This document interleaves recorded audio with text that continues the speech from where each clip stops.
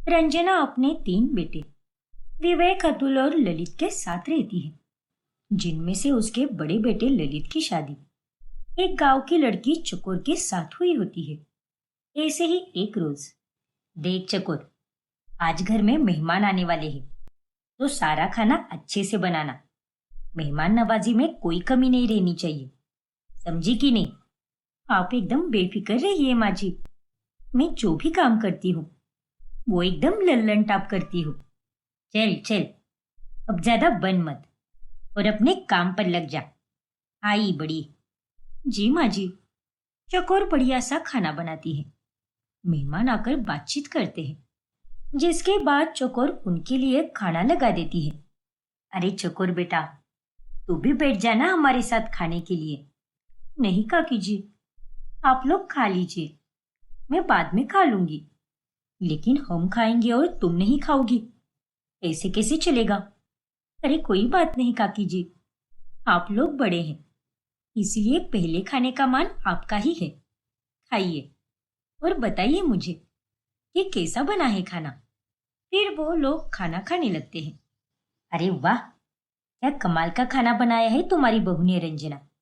सच में मजा ही आ गया। हाँ रंजना, तुम्हारी बहू बहुत ही सुशील है। अरे कितने संस्कार है इसमें, और ये देखकर हमें बड़ी खुशी हुई। जी, वो तो है। फिर थोड़ी देर बाद में, अरे चकोर बेटा, अब तो हमारा खाना भी हो गया है, अब तो तू खा ले। हाँ हाँ, क्यों नहीं, मैं अब खा लेती हूँ। लेकिन फिर भी काकी जी, आप लोगों को कुछ और चाहिए तो बता देना, ठीक है ना? अरे नहीं चकोर, तुम खाना खा लो, हमें कुछ भी नहीं चाहिए। अब चकोर खाना लेकर नीचे फर्श पर बैठ जाती है और वो खाना खाने लगती है। अरे रंजना, ये तुम्हारी बहू इस तरह नीचे बैठकर खाना क्यों खा रही है? इसे देखकर ही हमें कितना अजीब लग रहा है। अरे हम तो घर वाले ही है, लेकिन कोई बाहर वाला अगर इसे इस तरह से देखेगा तो क्या सोचेगा इसके बारे में? अब इतना अच्छा ससुराल मिला है, घर में डाइनिंग टेबल भी है, तो उसके बावजूद भी ये नीचे बैठकर क्यों खा रही है? अब मैं क्या कहूँ इसे? खैर, मैं इसे समझा दूंगी। आप दोनों बेफिक्र रहिए।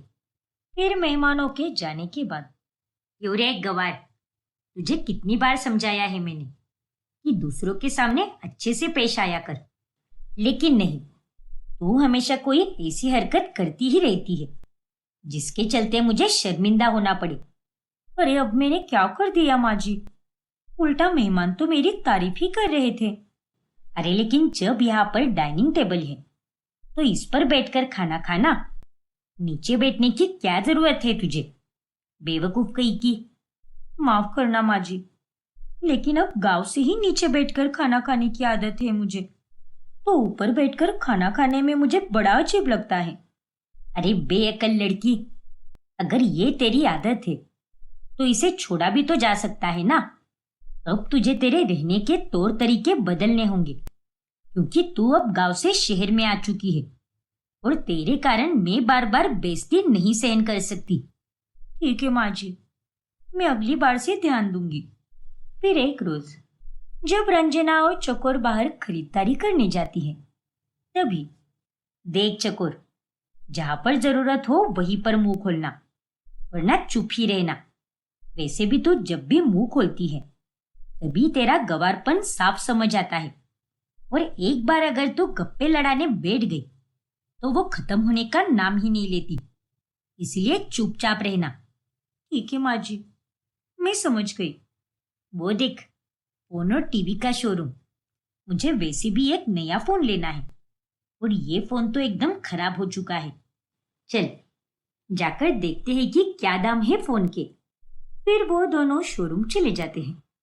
रंजना फोन पसंद करने में मगन होती है, वही दूसरी तरफ चकोर पूरे शोरूम में यहाँ से वहां घूम रही होती है। दया रे दया, ये कितना बड़ा टीवी है, और इसे देखकर तो ऐसा लग रहा है कि ये हकीकत में कोई दूसरी दुनिया है जिसमें अंदर घुसा जा सकता है। आपने बिल्कुल सही समझा मैडम, ये एक अलग ही दुनिया है और आप इसके अंदर जा सकते हो। क्या? सच में? हाँ हाँ बिल्कुल। हमारे ग्राहकों के लिए पहली बार इसके अंदर जाना बिल्कुल मुफ्त है, इसीलिए आप जा सकती हो। वाह, क्या बात है! अब तो मैं इसमें जरूर जाऊंगी और एक दूसरी दुनिया घूम कर आऊंगी। दरअसल वो सेल्समैन चकोर के गवार होने के कारण उसके साथ मस्ती कर रहा होता है। पता नहीं कैसे कैसे लोग आते हैं यहाँ पर। इस गवार ने तो मेरी बात को सच मान लिया। अब तो बस इसकी बेवकूफी देखो और मजे लो। अब उस बड़े से टीवी में घुसने की कोशिश करने के कारण चकोर उसे टकराती है और वो टीवी नीचे गिरकर बुरी तरह टूट जाता है। मैं कुछ नहीं जानता। ये टीवी पूरे 60,000 रुपए का था और आपने उसे तोड़कर उसका नुकसान किया है, इसलिए उसकी भरपाई तो आपको ही करनी होगी, वरना मैं पुलिस केस कर दूंगा। क्या? नालायक निकम्मी, तू कभी नहीं सुधरने वाली। अरे चलते चलते सो रही थी क्या तू, जो इस टीवी से टकरा गई? अरे नहीं माँ जी, मुझे तो इस लड़के ने बताया कि इस टीवी के अंदर एक अलग ही दुनिया है जहां पर हम पहली बार मुफ्त में जाकर आ सकते हैं, इसीलिए मैं इसमें घुसने जा रही थी। अरे नहीं नहीं, ये लड़की झूठ बोल रही है। मैंने उसे ऐसा कुछ भी नहीं कहा है। उल्टा मैं तो इन्हें रोकने की कोशिश कर रहा था, लेकिन इन्होंने मेरी एक बात नहीं मानी। नहीं माँ जी, और साहब, ये लड़का झूठ बोल रहा है। इसने मुझे ऐसा कुछ भी नहीं कहा। अरे चुप हो जाओ, तुमसे गलती हुई है, इसीलिए अब उसका इल्जाम मेरे शोरूम के सेल्समैन पर लगा रही हो, और ये बात सरासर गलत है।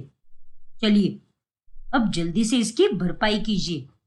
तो अब घर चल, आज तो तेरी खैर नहीं। अब रंजना को ना चाहकर भी नुकसान की भरपाई करनी ही पड़ती है और घर जाने के बाद वो चकोर को खूब सुनाती है। देख ले ललित, इसने आज तेरे पैसे उड़ा दिए। बेटे बेटे इसने तो आज 60,000 का नुकसान किया है। अनपढ़ कहीं की। ये तुम क्या करती रहती हो चकोर? जरा देख समझ कर काम किया करो ना। और ऐसे कैसे चलेगा? तुम शहर में कोई सैर सपाटा करने नहीं आई हो। अरे तुम्हें अब हमेशा हमेशा के लिए यहीं पर रहना है, इसलिए तुम्हें अच्छे से पता होना चाहिए कि यहाँ पर किसे क्या कहते हैं। धीरे धीरे ही सही, पर तुम्हें सब सीखना ही होगा। माफ करना ललित जी, पर आइंदा से मैं पूरा ध्यान रखूंगी। बस इतना ही बोलना आता है इसे? अरे तेरे माफी मांगने से हमारे पैसे वापस लौटने वाले हैं क्या? मेरी ही मत मारी गई थी जो मैंने तुझे अपने ललित के लिए चुना।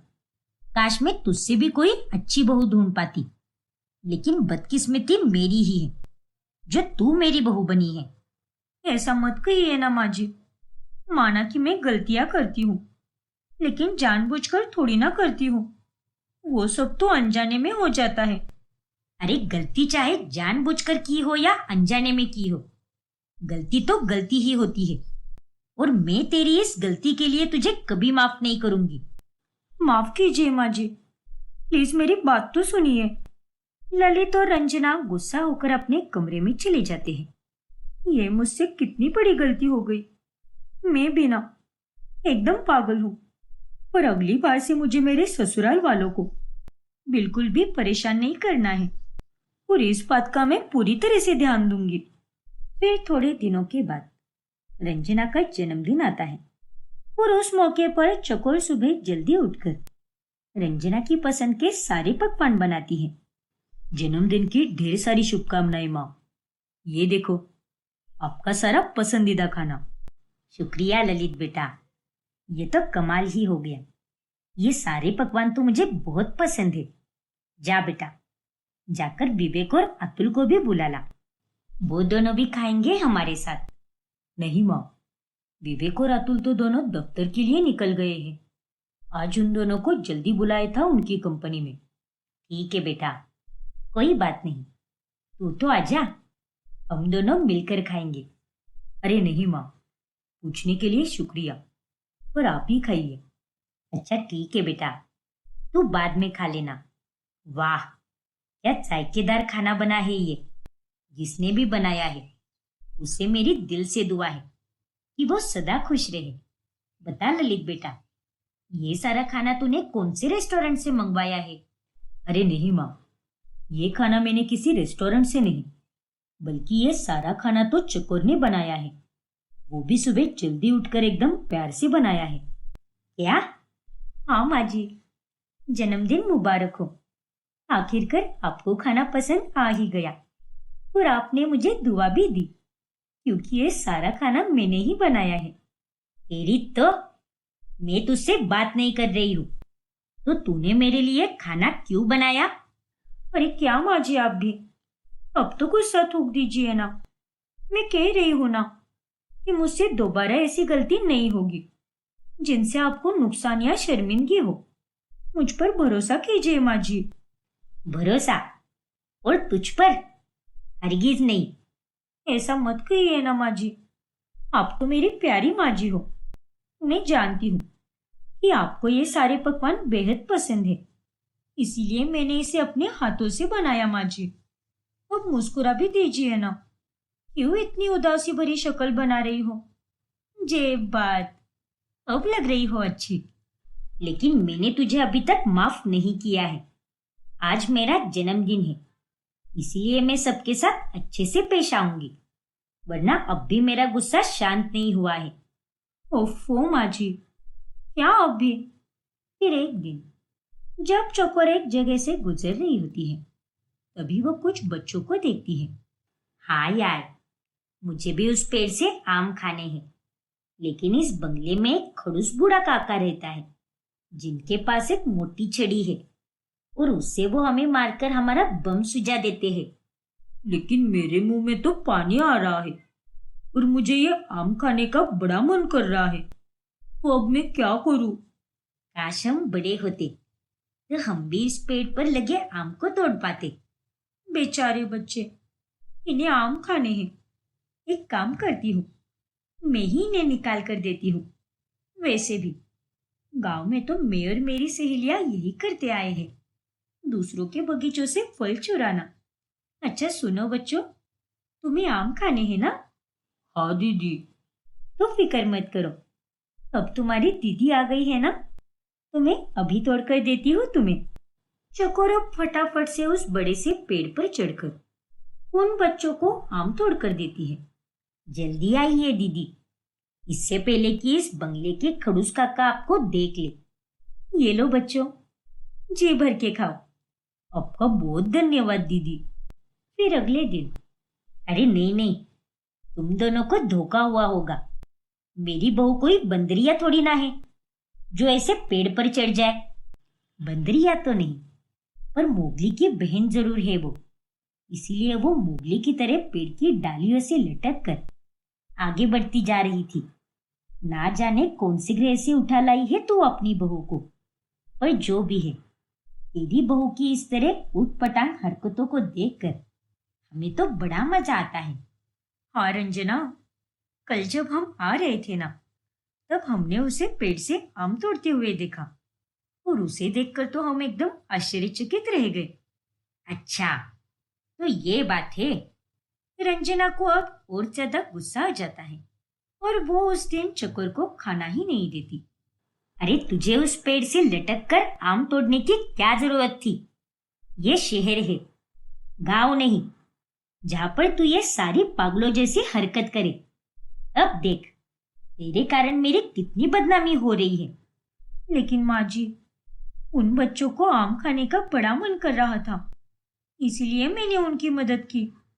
लोगों की ज्यादा मदद करने के चक्कर में मत पड़ और अपने घर गृहस्थी पर ध्यान दे, बेवकूफ कहीं की। ठीक है माँ जी, अब से मैं बाहर बहुत कम ही जाया करूंगी और जब कोई काम होगा तभी जाऊंगी मैं, वरना अब से मैं घर पर ही रहूंगी, बिल्कुल आपकी नजरों के सामने। अब तो खुश हो ना अब? हाँ हाँ, देखते हैं कि तू अपनी बातों पर कितनी खरी उतरती है। अब रंजना अपने 2 नंबर के बेटे विवेक की शादी के बारे में सोचती है और वो ये बात चकोर से करती है। अब विवेक के बारे में हमें सोचना होगा, क्योंकि उसकी उम्र हो चली है शादी की। हाँ माँ जी, वो तो है। वैसे विवेक भाई के लिए आप किस तरह की लड़की ढूंढ रही हो? अच्छी ही कोई लड़की चाहिए। बिल्कुल मेरी जैसी है ना। वैसे मजाक अच्छा कर लेती है तू, लेकिन मुझे किसी पागल कुत्ते ने नहीं काटा है जो मैं फिर से तुझ जैसे कोई आफत को बुलवा कर अपने पैर पर कुल्हाड़ी मारूं। मैं तो अपने विवेक की शादी एक अच्छी और पढ़ी लिखी लड़की से कराऊंगी, ये तो तय है। चलो ये भी अच्छा है, जैसी आपकी मर्जी माँ जी। मैं अपनी सहेली अंजू के पास जाऊंगी। अब वो ही एक है जो मुझे अच्छे अच्छे रिश्ते दिखा सकती है। रंजना अब अपनी सहेली अंजू के घर के बाहर जाती है, लेकिन उतने में वहां खिड़की से कोई कढ़ाई फेंक देता है जो सीधे रंजना के मुंह पर जा गिरता है। अरे नहीं! अंजू के घर से चिल्लाने की बहुत आवाजें आती है। हे भगवान, इस अंजू के घर पर इतना झगड़ा कौन कर रहा है? फिर रंजना जब अंदर जाती है तब अंजू की बहू सोनाली अपने पति हेमंत के साथ लड़ रही होती है। दिमाग खराब करके रख दिया है मेरा।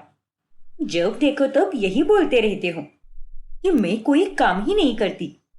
अरे मुझे क्या कोई काम वाली बाई समझ के रखा है क्या? मैं इस घर की बहू हूँ, कोई नौकरानी नहीं।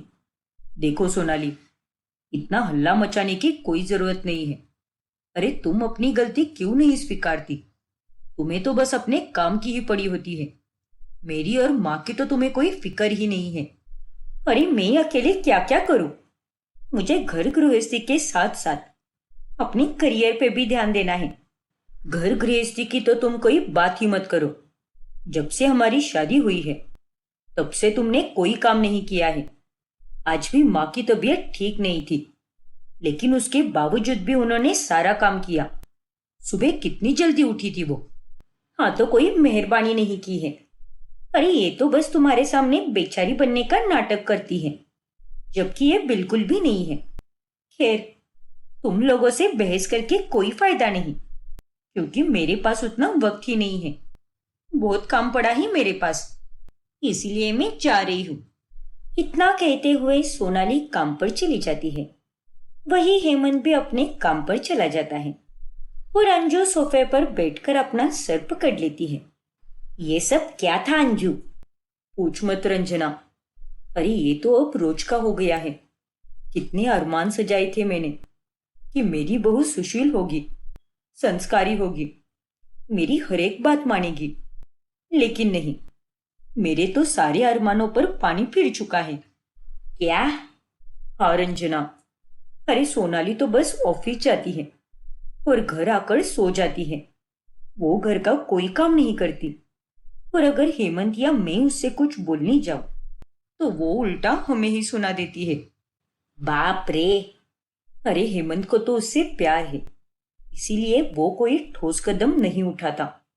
और मैं भी अपने बेटे की खुशी देखती हूँ। हम लोग तो इसी उम्मीद में बैठे हैं कि एक दिन ये नालायक लड़की सुधर जाए। अरे मैंने तो ये सोचा था कि तेरी बहू पढ़ी लिखी है, मतलब समझदार होगी, वो एकदम गुणवान होगी। पर यहाँ पर तो कोई और ही नाटक चल रहा है। वही तो। देख अंजू, मैं तेरे पास अपने बेटे विवेक की शादी की बात करने आई थी। तेरी पहचान में तो ढेर सारी लड़कियां हैं और मैं ये चाहती थी कि मेरे विवेक के लिए तू सोनाली जैसी ही पढ़ी लिखी और अच्छी बहू ढूंढ दे, जो मेरी बड़ी बहू चकोर की तरह बिल्कुल ना हो। पर अब ये सोनाली का चांडाल रूप देखकर तो मैं हक्का बक्का रह गई।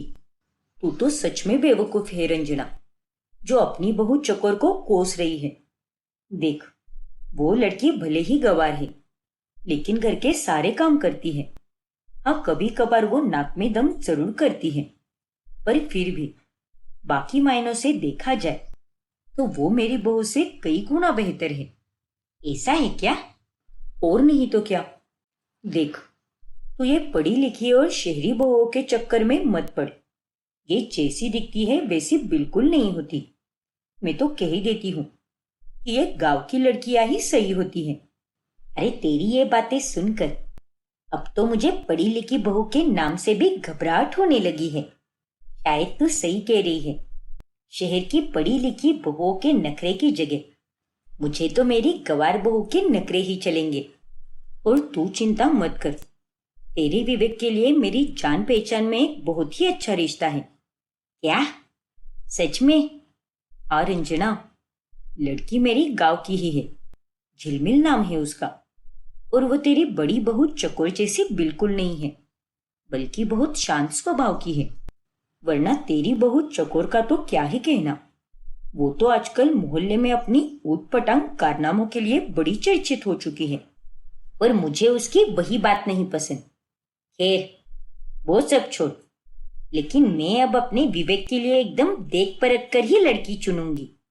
और तू अगर इतना कह रही है तो वो झिलमिल सच में बहुत अच्छी होगी। रंजना, एक काम करते हैं। कल मैं, तू और तेरा बेटा विवेक, हम तीनों गांव चलते हैं और झिलमिल के परिवार से मिलाते हैं। अगर ईश्वर की कृपा रही तो रिश्ता भी कल का कल ही पक्का कर लेंगे। क्यों, क्या कहती हो तुम? हाँ हाँ बिल्कुल। वैसे भी विवेक मेरी कोई बात नहीं टालता। अरे उसने तो मुझे पहले ही बोल के रखा है कि माँ, आप आपकी ही पसंद की लड़की चुनना। आप जिस भी लड़की से मेरी शादी कराओगी, मैं उसी के साथ खुशी से रहूंगा। क्या बात है। मैं अपने बेटे के लिए तो गलत बहू ढूंढ के लाई, जिस कारण मैं अब पछता रही हूँ। पर तेरे विवेक के लिए झिलमिल एकदम सही रहेगी और उसे अपनी बहू बनाकर तू भी एकदम खुश हो जाएगी। फिर अगले दिन अंजू, रंजना और विवेक तीनों झिलमिल से मिलने गाँव जाते हैं। और झिलमिल बहुत ही गुणी होती है। एक मुलाकात में ही झिलमिल और विवेक एक दूसरे को पसंद कर लेते हैं, जिसके बाद उनका रिश्ता पक्का भी हो जाता है। देख चकोर, अब तू जेठानी बनने वाली है, तो इसका मतलब ये नहीं है कि तू अपने काम से पीछे हटे। अब से तुझे अपनी देवरानी के साथ मिलकर सारा काम करना होगा। जी माँ जी, लेकिन अब आने तो दो मेरी देवरानी को। मैं तो उसे अपनी सहेली बना लूंगी और फिर हम दोनों एकदम मजे से काम करेंगे। चलो अच्छा है, उसके साथ दिन कहाँ गुजर जाएगा पता ही नहीं चलेगा। ये फालतू के ख्याली पुलाव पकाना बंद कर पहले, क्योंकि झिलमिल भले ही गांव से हो, पर वो तेरे जैसे बिल्कुल नहीं है। वो बहुत ही समझदार है और जहां मुंह खोलना होता है वहीं पर खोलती है। तेरी तरह हर जगह उधम नहीं मचाती वो। अरे माँ जी, ये तो वक्त वक्त की बात है। रंजना अब विवेक और झिलमिल की शादी कराती है और झिलमिल अब बहू बनकर घर आ जाती है। झिलमिल अपने शांत स्वभाव से सबका दिल जीतने लगती है। ऐसे ही एक रोज खाना बनाते समय, लगावेलु जब लिपस्टिक, ये लेला आरा डिस्ट्रिक्ट, जिला टाप लागेलु, कमरिया कमरिया कमरिया करेला पालाप, लाली पॉप लागेलु। तभी वहां पर रंजना आ जाती है। अरे ओ फटा हुआ ढोल, तेरी बेसुरी आवाज सुनकर तो मेरे कान से खून निकल आएगा। जब देखो तब बस मेरा खून ही जलाती रहती है। अरे शांति से कोई काम नहीं कर सकती क्या तू? जरा अपनी देवरानी को देख, बेचारी कितनी चुपचाप रहती है। और एक तू है जो हर वक्त बस लोगों का काम हराम करती रहती है। अरे माँ जी, अब मैंने क्या कर दिया? गाना गाना भी कोई गुनाह है क्या? क्या जमाना हो गया भाई। हाँ हाँ, गुनाह ही है। आज के बाद अपनी इस बेसुरी आवाज में तू कभी गाना मत बोलना। पगलेट कही की। चल अब अपने काम पर ध्यान दे। और झिलमिल बहू, अगर रसोई के बारे में कुछ समझ ना आए तो इस नालायक से पूछ लेना। अरे नहीं माँ जी, मुझे जीजी ने सब समझा दिया है। मैं कर लूंगी सारे काम ठीक से। आप एकदम निश्चिंत रहिए। वाह, फिर ठीक है। फिर एक दिन रंजना अपनी दोनों बहुओं को उसकी अमीर सहेली के घर लेकर जा रही होती है कि तभी, अरे गधेड़ी, ये क्या है? और ये कैसे घटिया कपड़े पहने हैं तूने? हम मेरी अमीर सहेली के घर जा रहे हैं। जरा झिलमिल को देख, गांव की होकर भी उसमें कितनी अकल है। और एक तू है जो इतने लंबे समय से शहर में रहती आ रही है, लेकिन फिर भी तुझमें कोई अकल नहीं है। पर माँ जी, ये कपड़े तो अच्छे ही है ना। इसमें भला क्या खराबी है? उल्टा मुझे तो आपकी ही साड़ी अच्छी नहीं लगी। आप ही जाकर इसे बदल कर आओ। अरे बकवास बंद कर अपनी। मेरी साड़ी तेरे कपड़ों से लाख गुना अच्छी है। जरा झिलमिल को देख। विवेक ने इसे जो कपड़े दिए हैं, आज उसने वही कपड़े पहने हैं। और तुझे भी ललित ने कितने सारे अच्छे कपड़े दिए हैं, लेकिन फिर भी तू बेशर्मों की तरह ये सड़े हुए कपड़े ही पहनती है। अब जाकर ये कपड़े बदल कर आ। ओफो माँ जी। अरे ये ओफो वगैरह मत कर और जा अब। जितना कहा है उतना ही कर। रंजना के कहने पर चकोर को कपड़े बदलने ही पड़ते हैं। फिर वो तीनों रंजना की अमीर सहेली मालविका के घर चले जाते हैं और वो लोग मालविका से काफी बातचीत करते हैं और उसे भी चकोर उठकर पूरे घर में घूमने लगती है। अरे वाह, कितने बड़े बड़े पर्दे हैं ये। और ये क्या है काकी जी? आपके घर में मोर की मूर्ति? हाँ चकोर, ये मेरे पति ने जयपुर से लाई है। पूरे 50,000 की है। दया रे दया, 50,000? मैं तो 50,000 में क्या क्या खरीद लूंगी। देख तो झिलमिल, है ना एकदम सुंदर?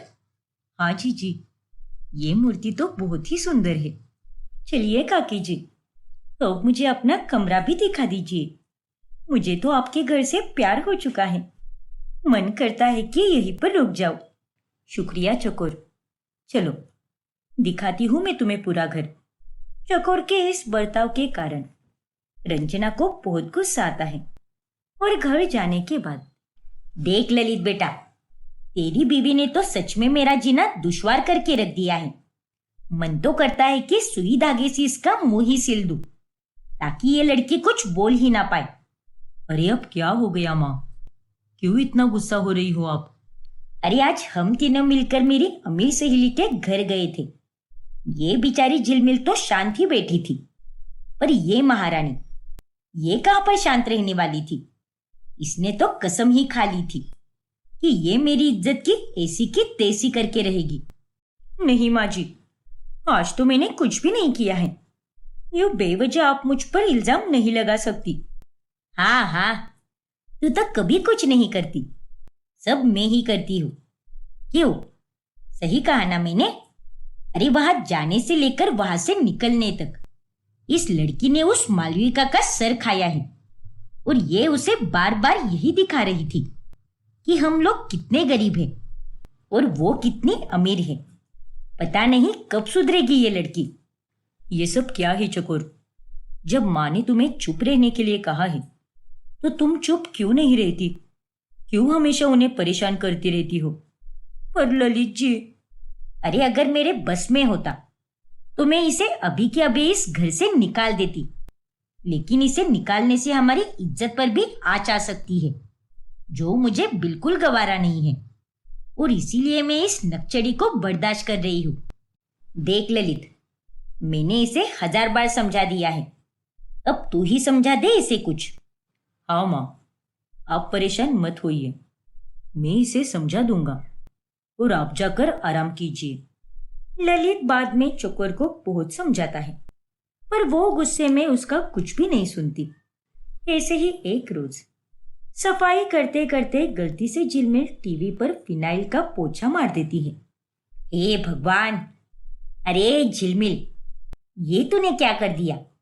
टीवी पर गीले कपड़े से कोई इस तरह से पोछा लगाता है क्या?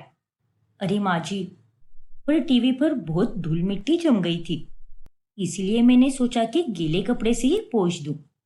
अरे मेरी माँ, हल्का सा ही पोछा लगाना था ना, फिर तूने तो टीवी को पूरा ही धो डाला। खैर, मैं भी भूल गई थी कि तू भी आखिर गांव की गवार ही ठहरी। बेवकूफ कही की। माफ कीजिए माँ जी, लेकिन आइंदा से ऐसी गलती नहीं होगी और आगे से सारे काम मैं आपकी अनुमति लेकर ही करूंगी। चल, अब अपना ये मुंह बंद कर और फटाफट से टीवी को सूखे कपड़े से पोंछ दे, वरना ये टीवी खराब हो जाएगा। बेवकूफ कहेगी। अरे ये कोई बर्तन या मेज नहीं है, एक टीवी है, टीवी जो बिजली पर चलता है। ठीक है माँ जी, मैं समझ गई। मैं अभी इसे सूखे कपड़े से पोंछ देती हूँ। फिर बाद में, अरे झिलमिल, तुझे नहीं लगता क्या कि तू कुछ ज्यादा ही भोली बन रही है? मतलब, अरे मतलब ये है कि हर बार इतना सुनकर लेना सही नहीं होता। अरे आज माँ जी ने तो तुझे पहली बार सुनाया है और ये आगे भी ऐसे ही चलता रहेगा। देख झिलमिल, तुझे चुप नहीं रहना है और अपनी ऐसी बेइज्जती करवा के मत ले। अगर तेरी कोई गलती ही नहीं है तो तू भी सामने वाले को करारा जवाब देना। और जीजी, मेरी माँ ने कहा है कि बड़ों को उल्टा जवाब नहीं देना चाहिए। हाँ चकोर, लेकिन खुद के लिए आवाज भी तो उठानी पड़ेगी ना।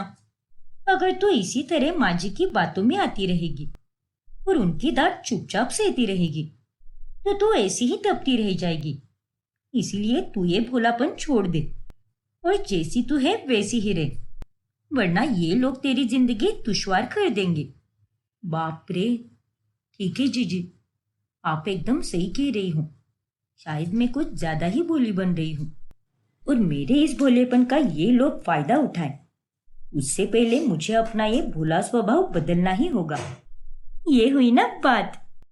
एक दोपहर में, अरे ओ निकम्मी, ये घोड़े बेचकर क्या सो रही है तू, वो भी भरी दोपहर में? अरे माँ जी, काम कर कर के मैं थक गई हूँ, इसीलिए थोड़ा आराम कर रही हूँ। चल चल, अब सीधे रात में ही आराम करना, लेकिन अभी नहीं। अभी छत पर जाकर पापड़ सुखाना है तुझे और वो मसाले भी तो कूटने हैं। अरे माँ जी, मैंने कहा ना आपसे, मैं अभी थक गई हूँ, प्लीज थोड़ी देर आराम करने दीजिए ना मुझे।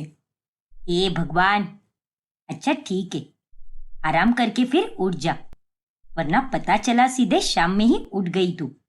सब एक से बढ़कर एक है, कोई काम का नहीं है इस घर में। जीजी बराबर बोल रही थी। इस बुढ़िया की हर एक बात मानकर मैं तो अपने लिए मुसीबत खड़ी कर रही हूँ और अब इसे साफ साफ मना करने के बाद ही एकदम बराबर से चुप हो गई। ऐसे ही दिन गुजरते जाते हैं और अब झिलमिल वापस गांव जैसे ही कपड़े पहनने लगती है। लेकिन ये देखकर विवेक को बिल्कुल अच्छा नहीं लगता। ये सब क्या है झिलमिल? तुम्हारे लिए मैंने कितने सारे मॉडर्न कपड़े लाए हैं।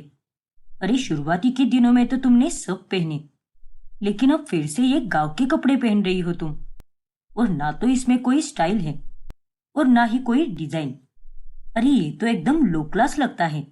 माफ करना विवेक जी, लेकिन पहले पहले मैंने आपकी खुशी के लिए आपके लाए हुए सारे कपड़े पहन लिए, लेकिन मैं अब रोजाना तो वो कपड़े नहीं पहन सकती ना। बचपन से लेकर आज तक मैं यही कपड़े पहनती आ रही हूँ और इसमें मुझे बहुत अच्छा लगता है। और आपको मेरी खुशियां मायने नहीं रखती क्या? वैसी बात नहीं है झिलमिल, पर फिर भी तुम्हें अब अपने आप को बदलना होगा। ये शहर है, तुम्हारा कोई गांव नहीं। बात को जरा समझने की कोशिश करो।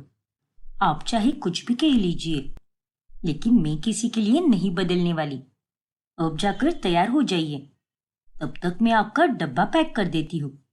फिर एक दिन जब चकोर और झिलमिल दोनों एक मंदिर के पास से गुजर रही होती है, तभी अरे वो देख झिलमिल, वहां उस मंदिर के बाहर गरीबों को खाना बांटा जा रहा है।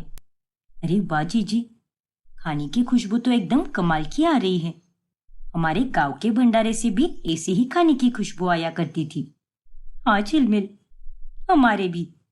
चल फिर, देर किस बात की, हम भी उस कतार में खड़े रहते हैं। लेकिन जीजी, वो भंडारा तो गरीब और बेसहारा लोगों के लिए है, हमारे लिए नहीं। अरे उसमें गरीब और अमीर क्या होता है भला? भगवान के दरबार में सभी लोग गरीब ही होते हैं।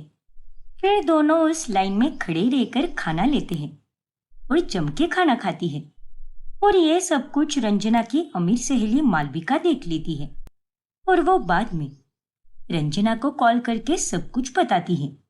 क्या मेरी बहू है, वो भी खाना खाने के लिए गरीबों की लाइन में खड़ी थी? हाँ रंजना, मैं तुझसे झूठ क्यों बोलूंगी? अरे मैंने अपनी आंखों से देखा है। अरे अब इतने भी क्या बुरे हाल हो गए हैं तुम्हारे, जो तुम्हारी ये दोनों बहुएं गरीबों के लाइन में खड़े रहकर खाना ले रही थी। अरे ऐसा कुछ भी नहीं है मालविका बहन, मैं मैं तुमसे बाद में बात करती हूँ।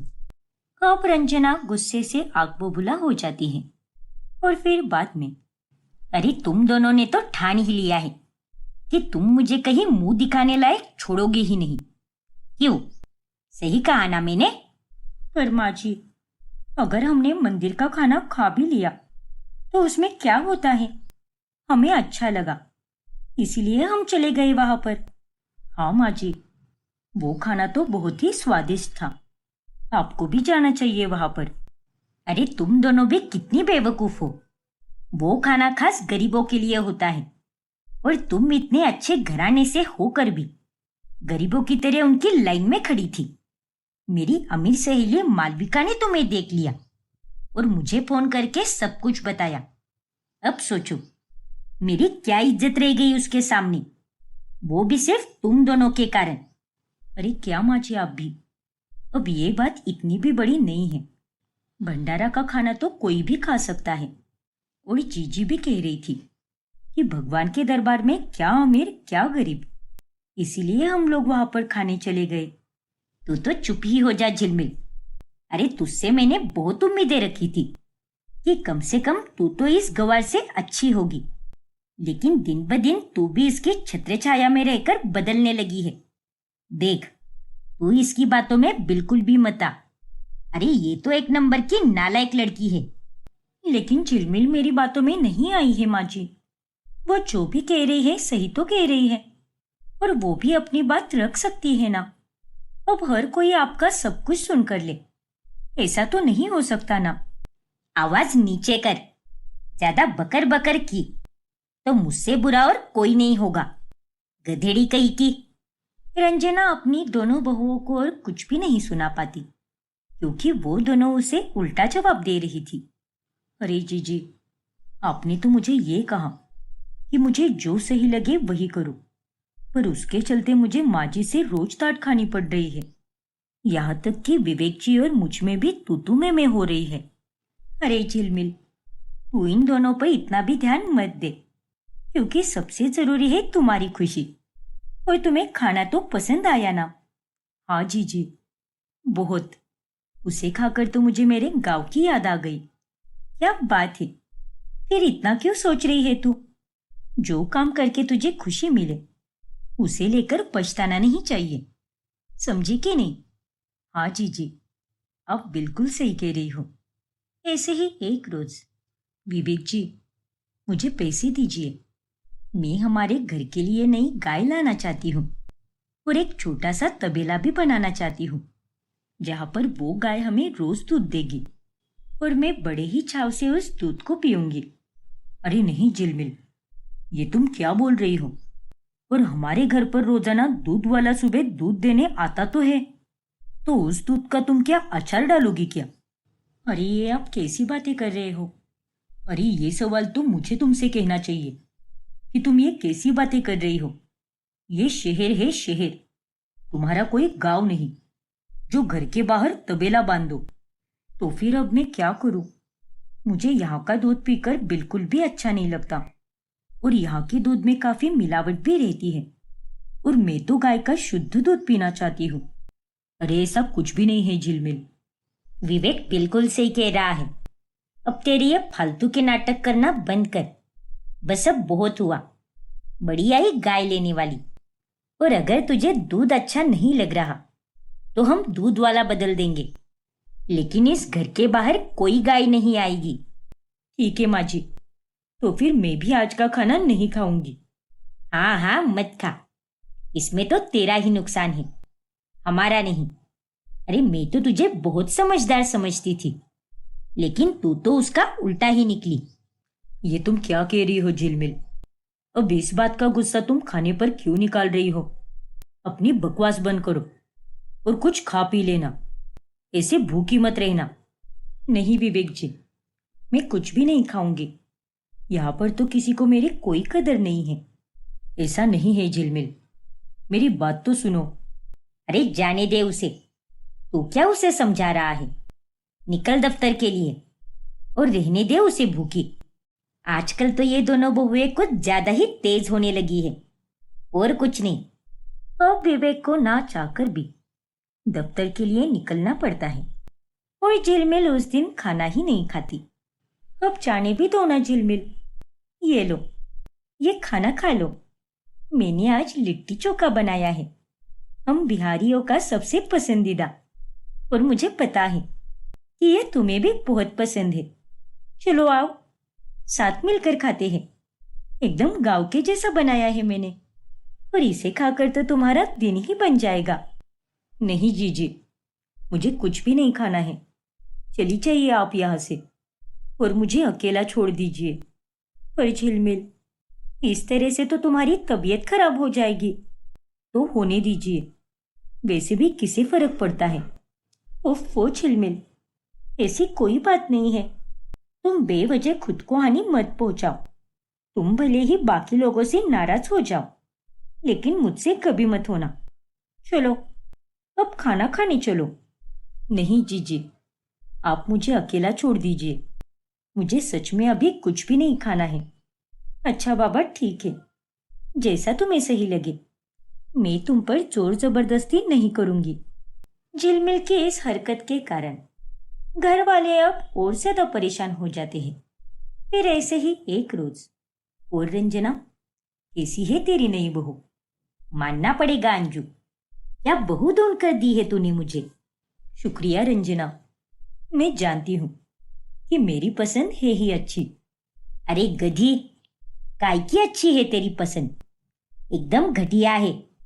अरे ना तो तू अपने लिए सही बहू चुन पाई और ना ही मेरे लिए। वो झिलमिल तो बस शुरुआती के दौर में ही बोली रही, लेकिन उसके बाद वो जो बदली है, बस पूछ ही मत। अरे उसने तो मेरी बड़ी बहू से भी ज्यादा नाक में दम करके रखा है। ये तो क्या कह रही है रंजना? मुझे तो ये लगा था कि झिलमिल ने अब तक तेरी दिल में बहुत जगह बना ली होगी। शायद मेरे नसीब में भी अच्छी बहू मिलना लिखा ही नहीं है। अरे इन गवार बहुओं ने तो मेरा बीपी हाई करके रखा है। बता रही हूं मैं तुझे, एक ना एक दिन मैं इनके कारण टपक जाऊंगी। और ऐसा मत बोल रंजना, और मुझे माफ कर दे। तूने मुझ पर इतना भरोसा किया और उस झिलमिल को अपनी बहू बनाया। अरे नहीं अंजू, अब जाने दे। तुझे भी तो वो शक्ल से बोली ही लगी होगी ना, जैसे हमें लगी। लेकिन वक्त के साथ उसने अपना असली रंग दिखा ही दिया। अरे यहाँ पर तो हम लोग शहर की बहुओं को नाम रखते हैं, लेकिन ये गांव की लड़कियां भी किसी तूफान से कम नहीं है। हाँ रंजना, ये बात तो तूने एकदम सही कही। फिर एक दिन जब रंजना सुबह उठकर बाहर आती है, तब झिलमिल को घर के बाहर गोबर लेपते हुए देखकर वो एकदम हक्का बक्का रह जाती है। हे भगवान, अरे ये तो क्या कर रही है? पागल वागल हो गई है क्या? पूरी की पूरी दीवार खराब कर दी तूने गोबर लगाकर। शी, ऊपर से कितनी बदबू भी आ रही है इसकी। ये सब क्या है झिलमिल? कितनी बार कहना पड़ेगा तुमसे कि ये तुम्हारा कोई गांव नहीं है, शहर है, और यहाँ पर ऐसी हरकतें मत किया करो। अरे गांव हो या शहर हो, घर तो घर ही होता है ना। और ये गोबर घर के बाहर लगाने से घर में सुख शांति और ठंडक बनी रहती है, और इससे आपको फैन या एसी लगाने की भी कोई जरूरत नहीं होगी। हे भगवान, मेरा सर तो बस अब फटने ही वाला है। एक उस बुद्धू चकोर की कमी थी, जो अब तू भी उसी की तरह दिन रात मेरा खून जला रही है। माँ जी, आपने बुद्धू किसे कहा? अरे तुझे ही कहा बेअक्ल, क्योंकि तू है ही बुद्धू। क्योंकि अगर तू समझदार होती तो अपनी देवरानी को सही राह दिखाती, लेकिन नहीं, तू तो इसे मस्त गोबर लेपते हुए मजे से देख रही है। पर माँ जी। अरे चुप रहे तू, और तू झिलमिल, इससे पहले कि कोई तुझे देख ले और फिर से मुझे तुम दोनों के गवारपन के कारण कोई ताना मिले, जल्दी से ये सब हटा दे और जाकर नहा ले। फिर एक दिन जब मोहल्ले में एक फंक्शन होता है, तभी वो दोनों बहुएं जाकर वहां पर कमर मटकाकर नाचने लगती है, और वहां पे मौजूद सभी लोग उनके बहुत मजे लेते हैं। अरे अब तुझे हम क्या ही बताए रंजना, कहाँ से लेकर आई है तू अपनी बहुओं को? सच में उन दोनों ने तो आज फंक्शन में नाच नाच कर आग ही लगा डाली। हाँ रंजना, उनका डांस देखकर तो हमें बहुत ही मजा आया। अरे हमारी तो हंसी ही नहीं रुक रही थी। पूरे फंक्शन में सबसे अच्छा एंटरटेन तो उन्होंने ही किया है। ये तुम दोनों क्या कह रही हो? मेरी दोनों बहुएं सरेआम लोगों के सामने नाच रही थी। रंजना भी अब हैरान रह जाती है। देखो बहुओं, आज मैं तुम दोनों को एक आखिरी चेतावनी दे रही हूँ। हर बार तुम दोनों कुछ ना कुछ कांड ही करती रहती हो, जिसके कारण मेरी इज्जत पर आंच आ जाती है। लेकिन अब और नहीं। अब अगर दोबारा से मुझे कुछ सुनने को मिला तो मैं तुम दोनों का वो हाल करूंगी जिसके बारे में तुम दोनों ने कभी सोचा भी नहीं होगा। माँ जी, आप हम दोनों को इस तरह से धमका नहीं सकती। अरे हम थोड़ी ना किसी का खून करके आए हैं, बस नाच ही तो किया है हमने, और नाचना कोई गलत बात नहीं है। और नहीं तो क्या माँ जी, हमारे गांव में चाहे कोई भी फंक्शन क्यों ना हो, पूरा गांव एक साथ आकर खूब मजे के जश्न मनाता है, क्योंकि वो तुम दोनों का गांव था। इसीलिए उसे अब भूल जाओ और जिस हकीकत में जी रही हो उसे अपनाओ, वरना मैं सच कह रही हूं, मैं तुम दोनों का जीना दुश्वार कर दूंगी, ठीक उसी तरह जैसे तुम दोनों ने मेरा जीना दुश्वार किया है। बस माँ जी, आप हम पर इतना अत्याचार नहीं कर सकती। अरे हमारी भी कोई जिंदगी है, और हम दोनों आप लोगों की कोई कठपुतलियां नहीं है जो जैसे नचाओगे हम आपके इशारों पर नाचते रहेंगे। क्या? झिलमिल के मुंह से ये बातें सुनकर रंजना एकदम चौंक जाती है। इन दोनों ने तो मुझे अब हद से ज्यादा परेशान करके रख दिया है। चकोर तो चकोर, पर अब ये झिलमिल की भी जबान कुछ ज्यादा ही चलने लगी है। लेकिन अब मैं अपनी छोटी बहू लाने में कोई गलती नहीं करूंगी, और मेरी छोटी बहू एकदम पढ़ी लिखी और सुशील होगी, ना कि इन दोनों की जैसी गवार होगी। अब रंजना अपने छोटे बेटे अतुल के लिए रिश्ता ढूंढने लगती है। लेकिन एक दिन वो उसे फोन पर किसी लड़की से बात करते हुए पकड़ लेती है। ये सब क्या है अतुल? जल्दी बता, कौन है वो नालायक लड़की? अरे क्या माँ, आप भी उस बेचारी को आप नालायक क्यों कह रही हो? अरे उसके जैसी तो कोई भी लड़की नहीं है, क्योंकि वो हर काम में बेस्ट है।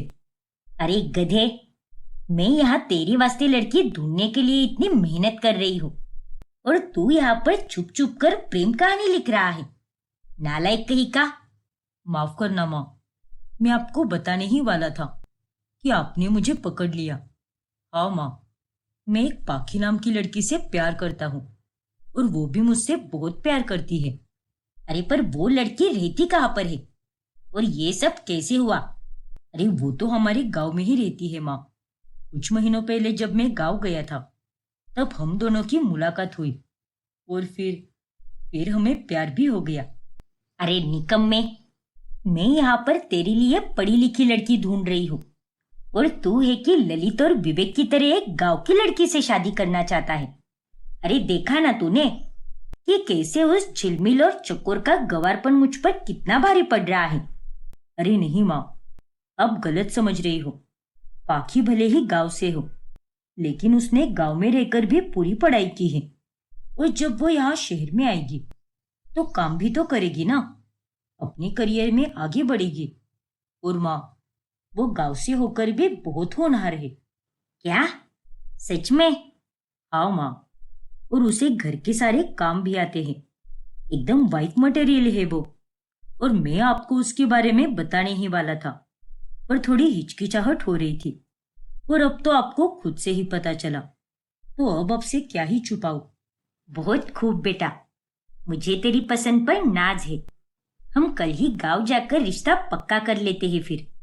क्या बात है माँ, थैंक यू सो मच। समय बीतता जाता है और अतुल और पाखी की शादी हो जाती है। पढ़ी लिखी पाखी ससुराल आकर अपने सारे काम बखूबी निभाती है। बहुत खूब पाखी, अरे तूने तो कितने अच्छे से सफाई की है, वरना वो दोनों तो गवार है। अरे उन दोनों से तो एक भी काम ढंग का नहीं होता, बस मुंह चलाने और पागल हरकतें करनी आती है उन्हें। शुक्रिया माँ जी, और तेरे आने से तो इस घर में एक अलग ही रौनक छा गई है। मैं बहुत खुश हूँ बेटा कि मेरी तीसरी बहू अनपढ़ नहीं है, और तू पढ़ी लिखी होकर भी घर गृहस्थी को कितने अच्छे से संभाल रही है। और मुझे मेरी बहू में यही सब चाहिए था। शुक्रिया माँ जी। वैसे मैं अपनी तरफ से पूरी कोशिश करूंगी कि कभी कोई गलती ना करूं और हमेशा आपको और पूरे परिवार को खुश रखो। अरे वाह, कितनी प्यारी हो तुम, ऐसे ही रहना। ये सब चकोर और झिलमिल देख लेती है। देख रही है ना झिलमिल कि पाखी के आने के बाद माँ जी कैसे सातवें आसमान में उड़ रही है। वही तो, पर मुझे नहीं लगता कि ये पाखी असल में ऐसी होगी, क्योंकि ये तो कुछ ज्यादा ही अच्छी है। देखना, ये लड़की तो हमसे भी तेज निकलेगी। फिर एक दिन और पाखी, हो गए सारे काम? हाँ जी जी, बस ये कुछ कपड़े धो दो, फिर सब हो जाएगा। अतुल जी के साथ रात में बाहर भी तो जाना है, इसलिए सारे काम जल्दी ही निपटा दिए मैंने। चलो अच्छा है। वैसे पाखी, एक बात बताओ, तुम्हें अपनी पढ़ाई खत्म किए कितने साल हो गए? वो लगभग। अरे, इतना क्या सोच रही हो? भूल गई क्या? अरे नहीं नहीं, याद है ना मुझे। मुझे अपनी पढ़ाई पूरी करके पूरे 4 साल हो चुके हैं। क्या बात है पाखी, लेकिन तुमने उसके बाद कोई काम नहीं किया क्या? नहीं। क्या, तुमने काम नहीं किया? तो फिर तुम्हारा पढ़कर क्या फायदा हुआ? वैसी बात नहीं है, मैं शहर आकर काम करना चाहती थी, और देखो तो किस्मत ने मेरा ससुराल शहर में ही कर दिया। सो तो है पाखी, तो अब तुम यहाँ पर नौकरी करोगी? नहीं जीजी, इतनी भी जल्दी नहीं। फिलहाल मुझे सबके साथ वक्त बिताना है, इसीलिए मैं शादी के कुछ महीनों के बाद ही नौकरी करूंगी। ये भी सही है। अच्छा, तुम तो हमारे ही गांव से हो ना? तो कौन से कॉलेज से पढ़ाई की है तुमने? भारतीय महाविद्यालय जगनपुर से। अरे वाह, और किस विषय में की है पढ़ाई? मेरा मतलब कौन से विषय पर? विषय? वो मैंने विज्ञान की पढ़ाई की है। बाप रे, इतना कठिन विषय। अरे मैं तो दूसरी फेल हूँ, पर मैंने बहुत सुना है कि विज्ञान और गणित ये दोनों भी विषय बहुत मुश्किल होते हैं। पर मेरे लिए तो एकदम आसान थे ये, और मैं तो पूरी कॉलेज में अव्वल आती थी। अरे वाह, ये तो बहुत बढ़िया है। फिर एक रोज, ये ले पाखी, ये पूरे 300 रुपए है। जब इस्त्री वाला कपड़े लेकर आएगा तब उसे उसका हिसाब दे देना। हर एक कपड़े का 10 रुपए लेता है वो, और वो पूरे 21 कपड़े देगा। ठीक है माँ जी, अब ये काम तो मैं इन दोनों बेवकूफों को नहीं सौंप सकती, इसीलिए तू ही कर ले इसे। माँ जी, आपके कहने का क्या मतलब है? वही मतलब है जो तू समझ रही है। चल, अब ज्यादा दिमाग मत खा मेरा, और अपने काम पर ध्यान दे, फिर बाद में। अरे पाखी, बाकी के पैसे कहाँ पर है? इस्त्री वाले से लिए नहीं क्या तूने बाकी के पैसे? लेकिन आपने तो मुझे पूरे पैसे दिए थे ना माँ जी। अरे नहीं तो, मैंने तुम्हें 300 रुपए दिए थे, और पूरे 21 कपड़े थे वो, यानी बिल 210 का हुआ। तो बचे हुए 90 रुपए कहाँ पर है? वो 90 रुपए तो मैंने उसे ही दे दिए माँ जी। वो बेचारा काफी थका हारा लग रहा था, इसीलिए उससे पैसे वापस लेने का मेरा मन ही नहीं किया। अरे ये तू क्या बोल रही है? वो कोई 5 रुपए नहीं थे, पूरे 90 रुपए थे वो। अरे अगर वो आदमी 9 कपड़े इस्त्री करता तब जाकर वो 90 रुपए कमा पाता। जानती हूँ माँ जी, लेकिन फिर भी अब जब भगवान ने हमें इतना काबिल बनाया है तो हमें गरीबों की मदद करनी चाहिए ना। और मैं दान पुण्य में बहुत मानती हूँ माँ जी। देख पाखी, तेरे विचार तो काफी अच्छे हैं, पर फिर भी इतने पैसे ऐसे ही दे देना कोई अच्छी बात नहीं है। ये सब देखकर अब चकोर और झिलमिल भी हैरान रह जाती है। पता नहीं क्यों जीजी, लेकिन इस पाखी में तो मुझे कोई गड़बड़ लग रही है। हाँ झिलमिल, मैं भी तुझे वही बोलने वाली थी। और उस दिन हम जब उसे पढ़ाई के बारे में सवाल पूछ रहे थे तब भी वो हमें कैसे जवाब दे रही थी, और आज भी इसने इस्त्री वाले को पूरे 90 रुपए दान कर दिए। अरे उसकी शक्ल से ही साफ साफ समझ आता है कि कुछ ना कुछ तो गोलमाल है। कुछ ना कुछ नहीं जीजी, उसका तो बहुत कुछ गोलमाल है, बस सही समय आने पर पता चलने की देर है। फिर एक दिन रंजना पाखी को अपने साथ बाहर ले जा रही होती है और तभी, अरे माँ जी, आप दोनों कहाँ जा रही हो? हमें भी साथ लेकर चलिए ना। अरे मुझे किसी पागल कुत्ते ने काटा है क्या, जो मैं तुझे और इस पगलेट झिलमिल को अपने साथ लेकर जाऊं, और वो भी मालविका के घर। अरे आज से पहले भी मैं तुम दोनों को वहां पर लेकर गई थी, पर तुम दोनों ने वहां पर अपनी गंवार हरकतों के कारण मेरी इज्जत का पंचनामा कर दिया। पर माँ जी, पर वर कुछ नहीं, मैंने फैसला ले लिया है कि मैं वहां पर सिर्फ पाकी को ही लेकर जाऊंगी, क्योंकि ये पढ़ी लिखी है, तो इसे वहां पर बातचीत करने में कोई दिक्कत नहीं आएगी। लेकिन जब पाखी मालविका से मिलती है तभी, क्या कहा, विज्ञान में केवल 2 ही विषय थे, लेकिन ये कैसे हो सकता है? और तुम ऐसे कौन से कॉलेज में पढ़ने जाया करती थी? वो कॉलेज तो हमारे गांव में ही था काकी जी। अच्छा, तो तुम्हें अपने लास्ट ईयर में कितने परसेंटेज मिले? मुझे 200 मिले। क्या, 200? अरे भाई, ऐसी कौन सी कॉलेज है तुम्हारी जहां पर लोगों को 100 से भी ज्यादा परसेंटेज दिया जाता है? मुझे तो कुछ भी समझ नहीं आ रहा। अरे नहीं काकी जी, 200 अंक मिले हैं मुझे, और परसेंटेज जो है वो 90 मिले हैं। 90%। अरे वो परसेंटेज होता है। जी काकी जी, वही। खैर, तुम गांव से हो ना, तो तुम्हारी टोन का इस तरह से होना भी जायज है। पर उस दिन रंजना को पाखी पर हल्का सा शक हो जाता है। इस पाखी को जब भी कोई सवाल किया जाता है, तब तब वो काफी घबरा कर या देर से सोचकर जवाब देती है। आशा करती हूँ कि सब ठीक हो। फिर कुछ दिनों के बाद जब रंजना काम के सिलसिले में गांव जाती है, तब उसे पाखी के अतीत के बारे में कुछ पता चलता है। क्या कहा? लेकिन ऐसे कैसे हो सकता है? ये पाखी तो पढ़ी लिखी है ना? अरे नहीं रंजना, मैं तेरी बड़ी बहन हूं, तो तुझे मुझ पर विश्वास नहीं है क्या? अरे ये कैसी बातें कर रही हो दीदी, मुझे आप पर पूरा विश्वास है। अरे जब तू अतुल की शादी करा रही थी, तब मेरी तबीयत ठीक नहीं थी, लेकिन अब मैं पूरी तरह ठीक हो चुकी हूँ, और मैं उस पाखी को आज से नहीं बल्कि सालों से जानती हूँ।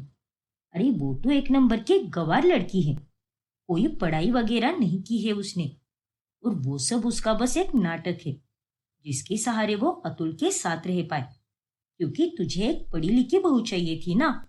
रंजना अब काफी हैरान रह जाती है, और वो शहर आकर पाखी को खूब सुनाती है, और इस बात से अतुल को भी बहुत दुख होता है। तूने ऐसा क्यों किया पाखी? अरे तेरे इस झूठ के कारण मुझे और मेरे बेटे के मन को कितनी ठेस पहुंची है। हाँ पाखी, ये तुमने बहुत गलत किया है। माफ कर दीजिए, पर मुझे अतुल जी से प्यार हो गया था, और ऐसे में अगर मैं उन्हें सच बता देती कि मैं पढ़ी लिखी नहीं हूं, तो वो शायद मुझसे शादी ही नहीं करते, और मैं भी मजबूर थी, इसीलिए मैंने उनसे झूठ बोला। बेशरम कही की। तभी मैं सोचूं कि इतनी पढ़ी लिखी होने के बावजूद भी तूने स्त्री वाले की हिसाब में इतनी गड़बड़ कैसे कर दी?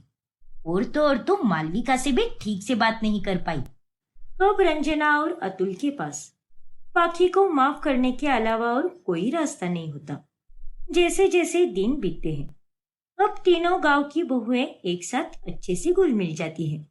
ऐसे ही एक दिन, तुम्हें पता है क्या पाखी, अरे हमें तो उसी दिन तुम पर शक हो गया था, जिस दिन तुम अपनी पढ़ाई के बारे में हमसे कोई बात नहीं कर पा रही थी।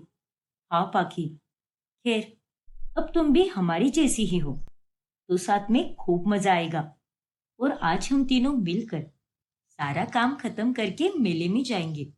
ठीक है झिलमिल? झिलमिल और चकोर के साथ रह रहकर पाखी भी बहुत तेज होने लगती है।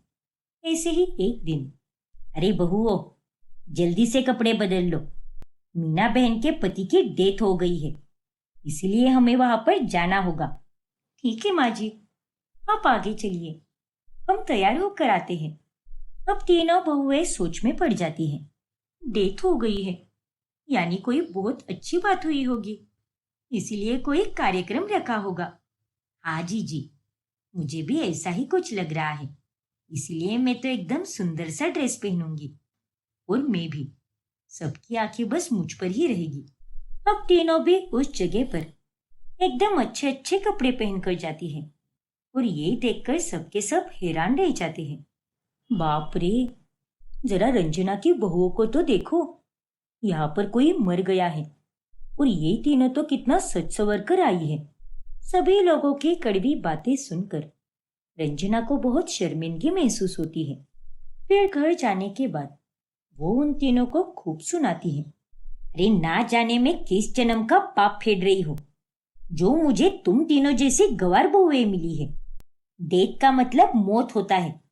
अरे वहां पर तो हर कोई सफेद कपड़े पहनकर शोक मनाने आया था, लेकिन तुम तीनों तो ऐसी आई थी जैसी किसी की शादी हो। अरे इतना बेवकूफ कोई कैसे हो सकता है? आप सही कह रही हो माँ जी, हमें माफ कर दीजिए। हमसे बहुत बड़ी भूल हो गई। अक्सर हम अपनी हरकतों के कारण आपका दिल बहुत दुखाते हैं, पर अब से ऐसा नहीं होगा। हमने प्रण लिया है माँ जी कि हम सुधर कर दिखाएंगे। सच में इतना करोगी तो मुझ पर बहुत मेहरबानी होगी। फिर अगले दिन घर में एक आदमी बॉक्स लेकर आता है। अरे भाई साहब, क्या है इस बक्से में? इसमें कमोड है मैम। फिटिंग करने वाला आदमी 1 घंटे के बाद आएगा, तब तक मैं ये बॉक्स यहीं पर रख देता हूँ। अच्छा ठीक है भाई साहब, धन्यवाद। फिर वो आदमी वहां से चला जाता है और तीनों बहुएं आरती की थाल सजाती है। अरे तुम तीनों ने ये आरती की थाली क्यों सजाई है? अरे माँ जी, ये रीत हमारी गांव से चली आ रही है। घर में जब भी कोई नया सामान आता है तब टीका लगाकर हम लोग उसकी आरती उतारते हैं। जी माँ जी, इसीलिए हम इस कमोड की भी आरती उतारेंगे। और माँ जी, जब आप यहाँ पर आ ही गई हो तो ये शुभ काम आप अपने हाथों से ही कर लीजिए। हे भगवान! अरे मेरी गवार बहुओं, कमोड मतलब संडास होता है, यानी इंग्लिश टॉयलेट, जो होटलों में होता है और जिस पर बैठकर बाथरूम किया जाता है। क्या? तुम तीनों का तो कुछ भी नहीं हो सकता। और इस तरह रंजना अब अपना सर पकड़कर रह जाती है।